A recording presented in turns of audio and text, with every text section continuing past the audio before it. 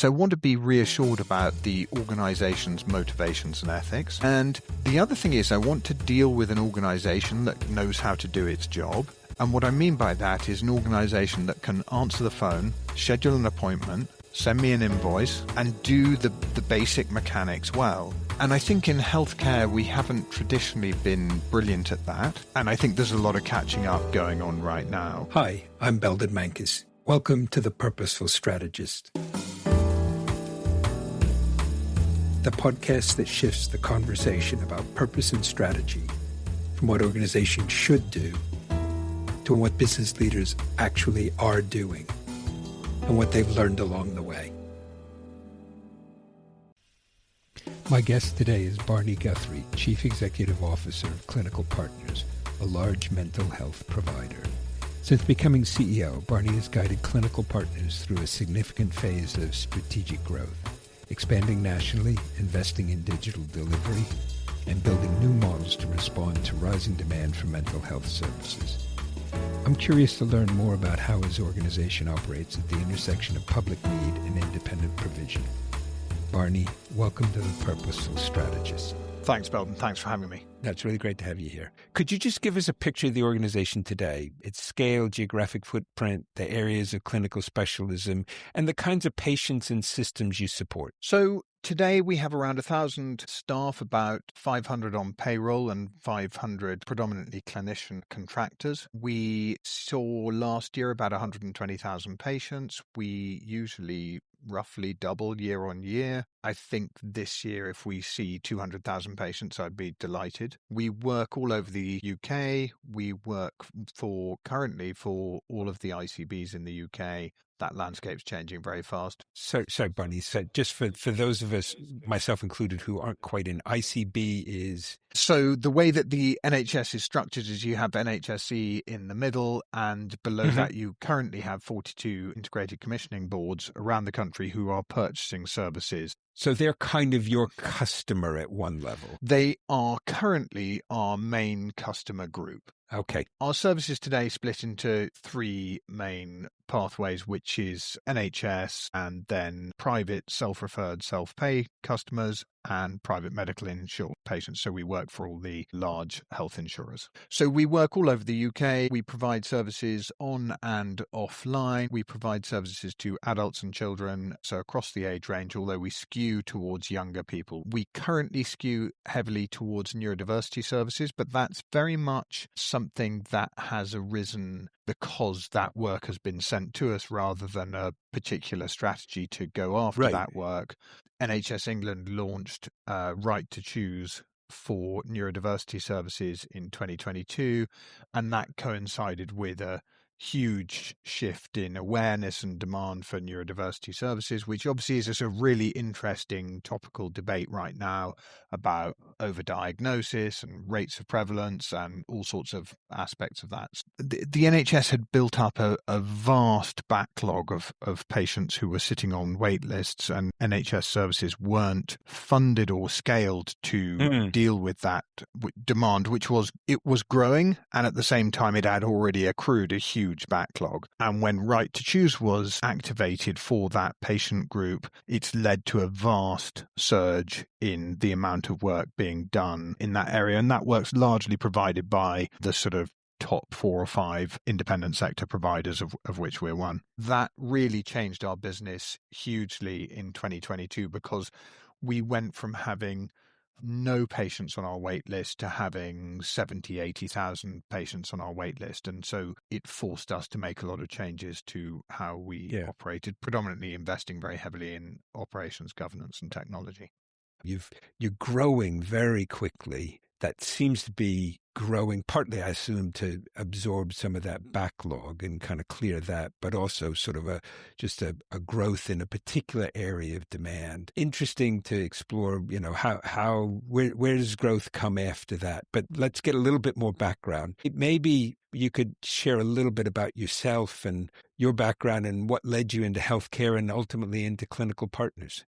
I always like to think I've had literally the perfect preparation for my job, and my job is my dream job of any job I could do in the world. My journey to do this job is that as a child, I had a very difficult time at school. I was expelled from every school I went to. I was in a psychiatric hospital by the time I was 15. I was in an adolescent unit when I was 16 for most of a year. And I didn't stay in secondary education for very long. My first 23 years were extremely troubled. And then I got, really throughout that time, but especially towards the end of it when I was 23, 24, had just the most fantastic help. You know, I was very lucky that it was from quite a privileged background. And so my family could afford, they could find out what kind of help would be helpful, and they could afford to get it when I needed it. And that was incredibly fortunate for me. And in the years since then, I've also been unbelievably fortunate in three main ways. So one was that I was an army officer, and I think the sort of Sandhurst training and army experience is a wonderful learning opportunity for anybody, and you learn so much about working with other people and leadership and so on. The next thing, I was very fortunate to get encouraged by my family to go and do an MBA. You know, I didn't know anything about business and how it worked, and the MBA that I did really demystified business, because before I did it, I thought business sounded like this very complicated, clever thing that only very clever people were doing. And I got to the end of the MBA and I was like, is that it? Is that all the magic there is? Yeah. We look behind the veil and like, it's really not that difficult. So that was incredibly helpful. I've just been incredibly fortunate to be surrounded by some incredible role models. They're role models of regular, decent people doing sensible things well. And that I'm extremely grateful for. I couldn't have asked for better. So been incredibly fortunate. And what that means, I land up here today, somebody who from the army and business school, I like things to be organized and to run well. And from my early life experience, what I know is that when humans are in trouble, it is possible for other humans to come along and help them. And that can work. And that, the sort of single motivating factor in my life and in my experience is that I know that a lot of humans find life very hard. And I also know that it's possible to help them with that. Get the kind of personal connection to the purpose, and we'll get on to Clinical Partners' purpose in a minute. But I've sort of got you in my mind somewhere in your kind of mid to late 20s, maybe even early 30s. What there must have been a couple of years between then and now.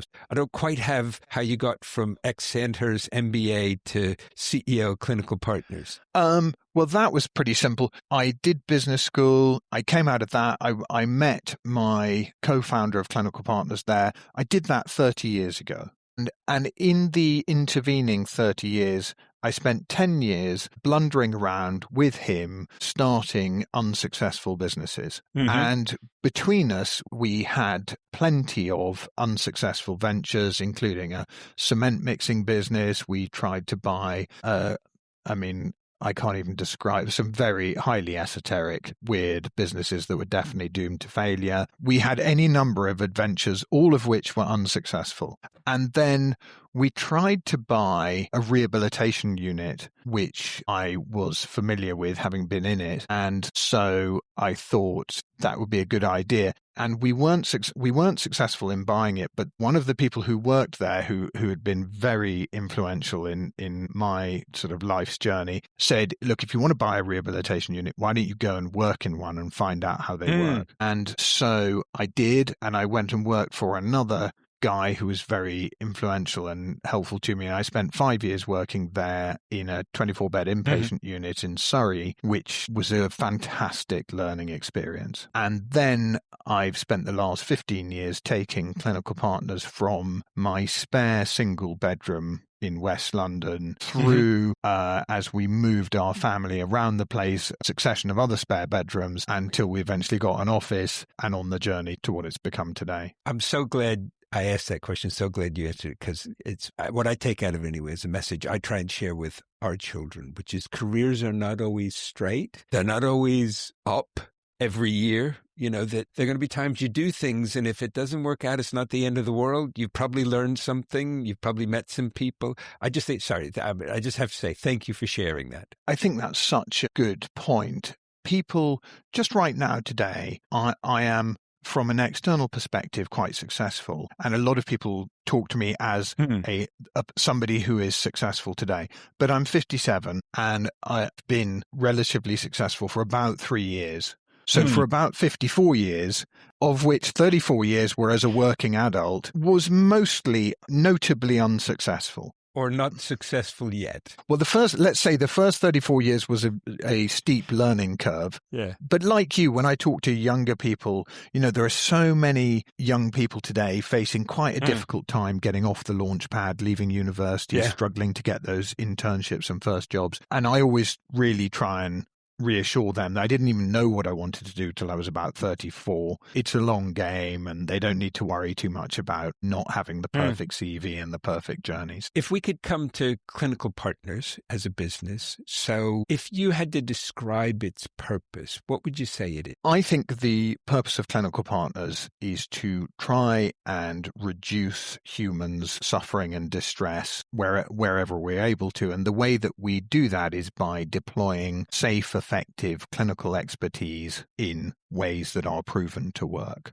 That is really our purpose. And this podcast is about strategy, and strategy has been so helpful to us. We've just completed a big piece of work around strategy. And before we'd done the strategy work, I had a very blurry picture of, if I knew that our purpose was that we were trying to help humans in distress, then the range of possibilities of where you might try and do that is too broad. And when I was speaking to colleagues internally or external advisors, and they would ask what the strategy was, and I'd have a very blurry and wide-ranging picture of what we were trying to do. And this is where strategy is biggest. The word that came out of our strategy work stronger than any other word was focus. So that's our purpose, is to try and reduce human distress wherever we can. Let's talk about the strategy bit. I'd like to almost sort of come at it from two angles. One is sort of the how. How did you go about that? Because it sounds like it was a very effective, useful process to have gone through. So just interested how you did that. And then the what. What'd you get to? What is the strategy now? Of those various areas you talked about, what's the focus now? So in terms of the how, the first thing that was really surprising to me is that I realized that we didn't have a strategy and hadn't had one for like 15 years. And I didn't even know that, because I sort of thought we had a strategy. But in fact, what we had was really a sort of 1-year business plan. On the journey of our business, what happened was we opened our doors, we were selling 6 things. We sold them for 8-9 years. Then the NHS suddenly sent us an absolute wall of patients. So we had 6 years of scaling up for that. And at the end of that 15 years, we realized we'd never had a strategy. As I say, we had this very blurry, very wide scope of possibilities. The first thing we did was that we commissioned a project with some management consultants who specialize in healthcare. I'd never used management consultants before, and so I actually asked them the wrong question. But they nonetheless came back with a useful piece of work, and that gave us some market mapping and some market intelligence, and it gave us a lot of food for thought. But in a way, it almost made the problem worse, because if there was a sort of blurry, we could do something in one of these 6, 7, 8 big areas. The management consultants came back with a 60-page deck with lots of specific examples of things we could be doing. And so that just gave everyone more food for thought. At the same time, we had 3 new board members join us. And that was actually transformational in the process, because the people that joined the board are more experienced than the rest of us. They're not more experienced than some of the existing board, but they're definitely more experienced than me and my co-founder. And so for us, it was incredibly helpful that in addition to the very experienced and knowledgeable people we already had around the boardroom table, we added 3 new ones. So they got the 60-slide deck of a whole wide range of possibilities. And we then had some different management consultants come and facilitate a strategy offsite. They did a really nice job of that. They did very good. I hadn't really appreciated how much much time and energy they would invest into the preparation phase for that. They really helped us to chew over the ideas. And then the work on the day, it was kind of a deceptively simple process. I think it was very skillfully managed by the consultants on the day. I'd really have to give them credit for that. They were facing into a room with a lot of brain power in it, and we discussed a whole range of possibilities and weighed up the pros and cons. And I was very conscious it was a very imperfect data set when we were evaluating some of the possibilities, where people were going probably more on gut than data because there was a lot of data that was missing. If you were considering, there'd be a segment you'd be looking at, and actually we didn't have the unit economics data on that segment. And so you could only say, yeah, I think we can make that work. You couldn't say, I know we can make that work and at this kind of margin and this kind of scale. So I was conscious that we didn't have the full set of information in front of us, but I think we had enough to make good decisions. Our board chair, he had strong views about focusing, which I have to say they were his strong views, but all of us could absolutely see the merit in that. He was very keen to say, look, let's do a few things well rather than a whole bunch of things not terribly well. So we came out of it with 3 areas that we plan to focus on. The biggest area of our business today is our NHS neurodiversity related work. In the core business, really the focus is on driving down cost to serve to be able to still have a sustainable margin in a tariffed environment whilst driving up quality and effectiveness. So that's exciting. And then we have an existing private self-pay business, and that we have neglected that for the last 5 years because we've been so busy scaling up. We're excited to invest in that and develop it. And I've been working in private outpatient mental health care for 20 plus years, so I know that area quite well. It's an interesting area where the prevalence statistics would lead you to think that there must be a massive amount of demand and there should be a really easy business to build there. And the reality is that it's not at all easy, but I have plans in that space. And the third area that we're focusing on is a range of new services for NHS funders. So, and just back to the private self-pay, I would imagine naively that brand would be a key part of that. I mean, is that the case, or is it like, no, you might think that, but it's just not. That's not how people make their buying decisions. It's not even how they decide they're in the market. So brand, I think in mental health care, I'm not sure how much of an asset that is. I'm looking to be persuaded that the person has the technical expertise that I'm looking for and the interpersonal qualities that I am likely to trust them and that the patient is likely to successfully engage with them. There's a big piece about matching. So if I'm trying to find someone to help a 55-year-old with alcohol dependence, I'm looking for a very different thing to a 18-year-old female with an eating disorder. And in both cases, I'm just looking for the right alignment around stage of life, gender, presenting condition. There's a whole range of factors. And so what I take out of that is, as a patient or somebody who's trying to help a patient, it's almost trying to find the match to the individual, not the organization, the company. I think where the company comes into it is that if I'm dealing with any form of entity, whether it's a sole trader, psychiatrist on Harley Street, or whether it's a large organization, I'm looking for an entity that I can trust in terms of its ethics, because for whatever reason, trust in providers by patients is very low. There seems to be a real expectation by patients that entities are looking to exploit. And I hear a high level of distrust by patients of organizations. So I want to be reassured about the organization's motivations and ethics. And the other thing is I want to deal with an organization that knows how to do its job. And what I mean by that is an organization that can answer the phone, schedule an appointment, send me an invoice, and do the basic mechanics well. And I think in healthcare, we haven't traditionally been brilliant at that. And I think there's a lot of catching up going on right now where healthcare organizations, and this kind of links to the consumerization of healthcare as it is of everything. So maybe we could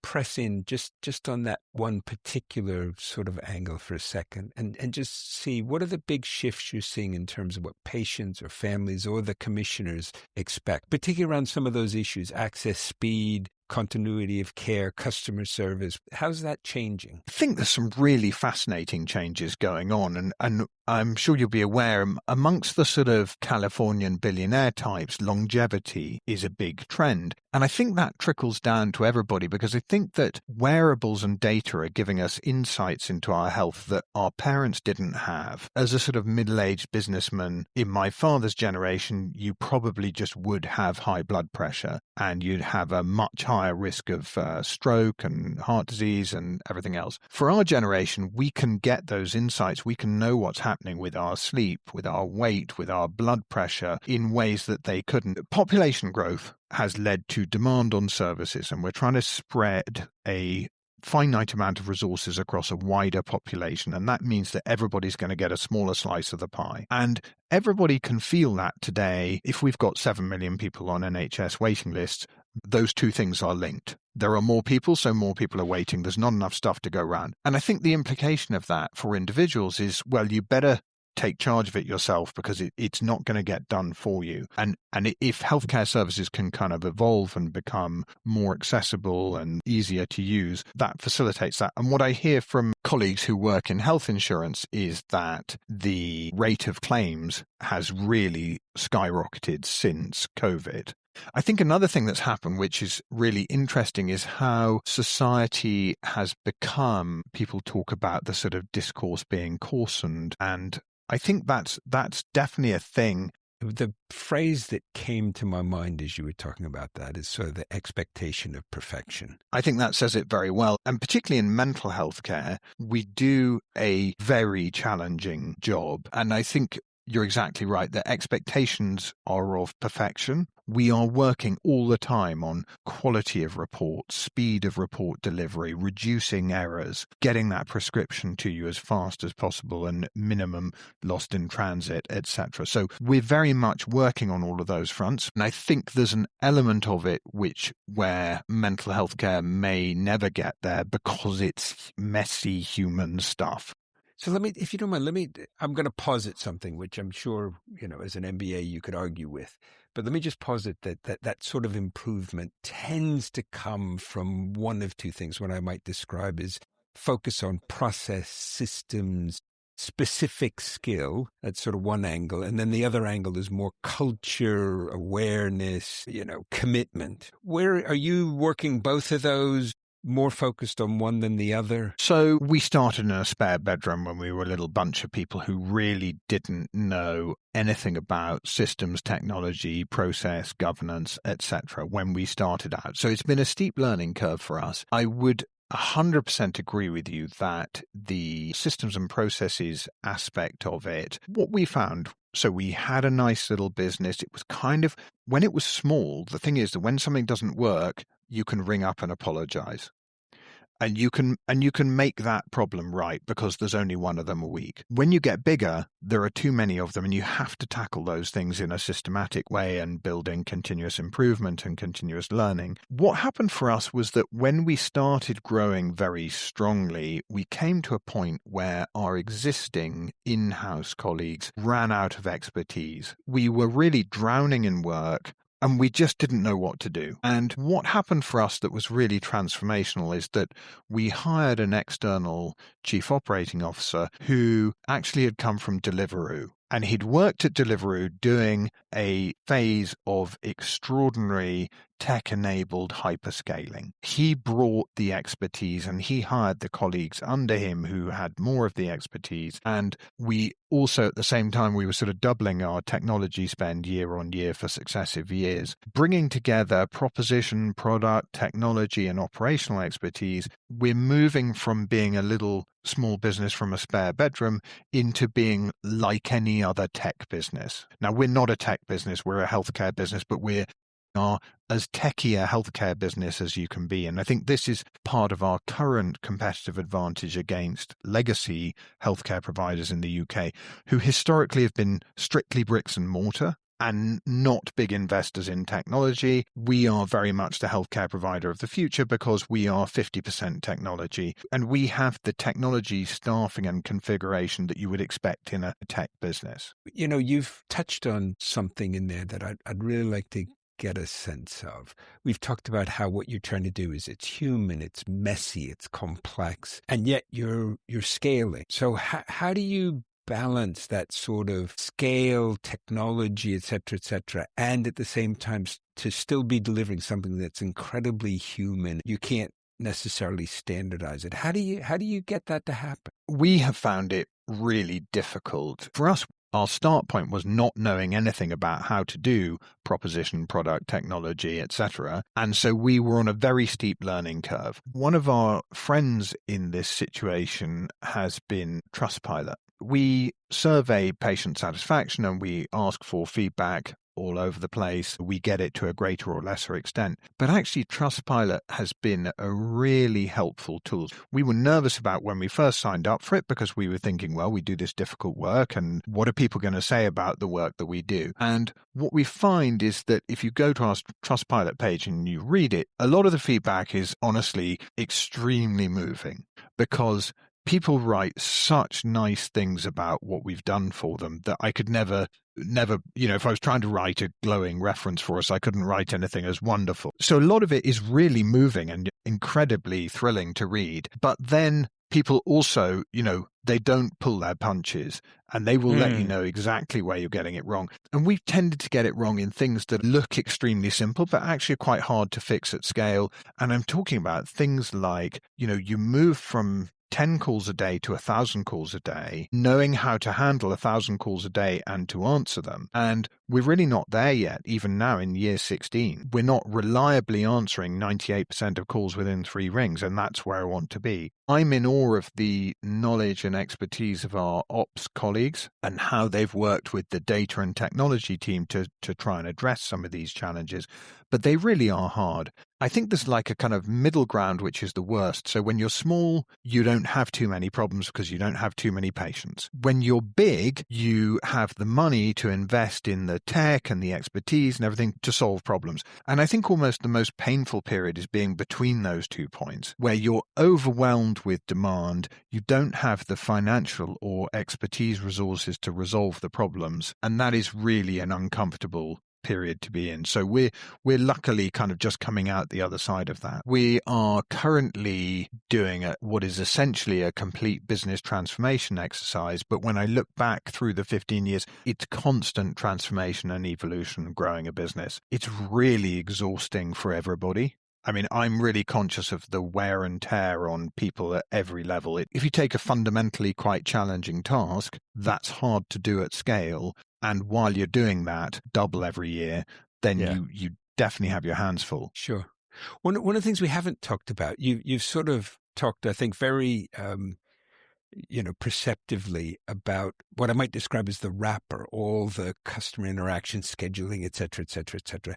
But we haven't talked much about how you find the people who have both the skill, the background training, all of that, but also that interpersonal characteristic that sort of makes the service really make a difference. How do you find those at scale when you're doubling every year? I don't think you do when you're operating at scale is the truth. What happens, the way that an NHS service will source clinicians is that you set the specification, you go to your talent people and you say, get me 500 of these or whatever it is. The examination or scrutiny of interpersonal qualities at scale, the more people you're onboarding, the less you're going to be able to do that. I think if you operate in a well-governed system, the expectation is that your system will be sensitive to signals that there is something amiss. In terms of recruiting clinicians, the CQC mandates something called safer recruitment, which requires a lot of checking of the clinician background. And we see in the media,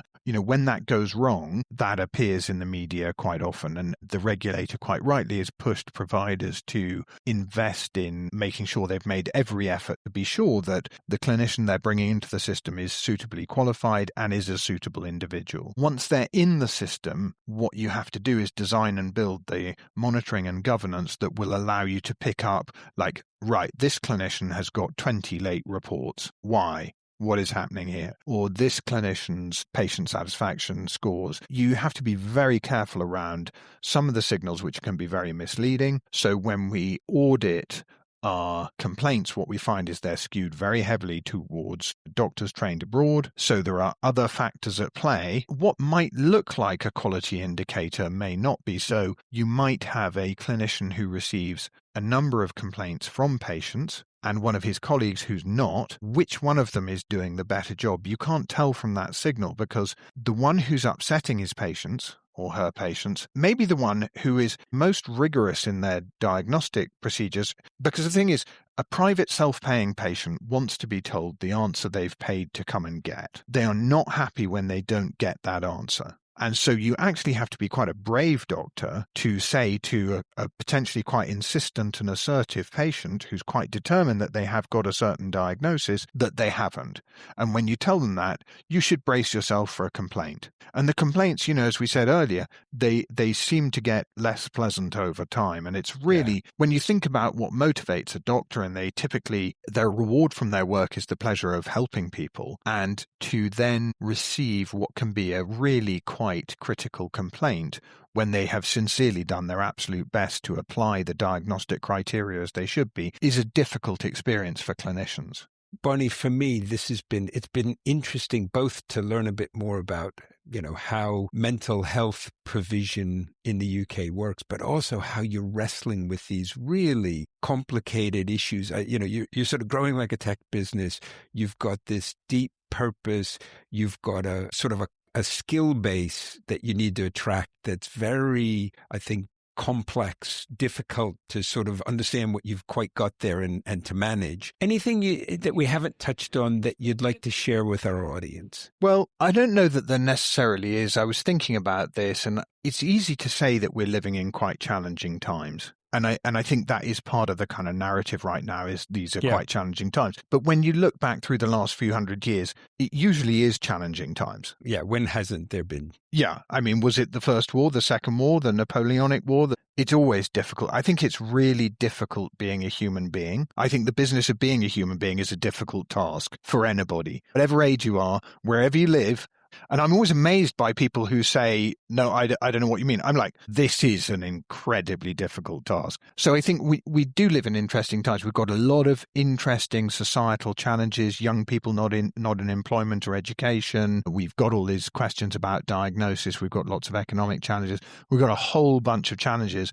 I think that it's really incumbent on sensible grown-ups to apply their force to the conversation to try and steer it in the direction of sensible, grown-up thinking and behavior. And it feels like society's going really in a different direction, where there seems to be some really polarized and unwise thinking and behavior. And I think all folks who are half sensible really need to help try and steer the ship back towards the shore right now. No, I think that's a absolutely great shout out. Barney, can I thank you again for joining us?